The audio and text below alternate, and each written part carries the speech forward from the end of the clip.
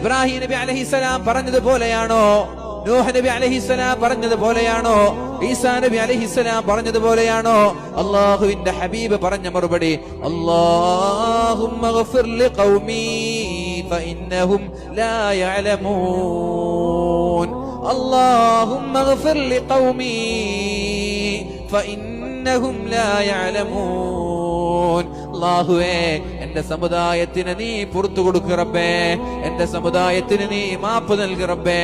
എന്റെ സമുദായത്തിന് നീ വിട്ടുവീഴ്ച ചെയ്യ് റബ്ബേ.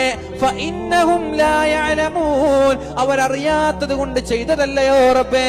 ഞാനൊരു പ്രവാചകനാണെന്ന് അറിയാത്തത് കൊണ്ട്, മനസ്സിലാവാത്തത് കൊണ്ട്, അറിയാതെ ചെയ്ത തെറ്റിന്റെ പേരിൽ അല്ലാഹുവേ നീ അവരെ ശിക്ഷിക്കല്ല റബ്ബേ.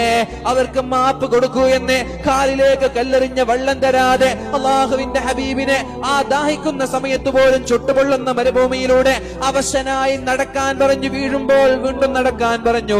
കല്ലെറിഞ്ഞുകൊണ്ട് വേദനിപ്പിച്ച നാട്ടുകാരെ നോക്കി നശിപ്പിക്കട്ടെ എന്ന് ചോദിച്ചപ്പോ വേണ്ട റബ്ബേ, അവർക്ക് പുറത്തു കൊടുക്കു റബ്ബേ എന്ന് പറഞ്ഞ അല്ലാഹുവിന്റെ ഹബീബായ മുഹമ്മദുർ റസൂലുള്ളാഹ് സല്ലല്ലാഹു അലൈഹി വസല്ലം ഈ രണ്ടായത്ത് ഓതിയപ്പോൾ അല്ലാഹുവിലേക്ക് കൈ ഉയർത്തുകയാണ്. അല്ലാഹുമ്മ ഉമ്മത്തി, അല്ലാഹുവേ എന്റെ സമുദായം. എന്നിട്ട് കരയാൻ തുടങ്ങി.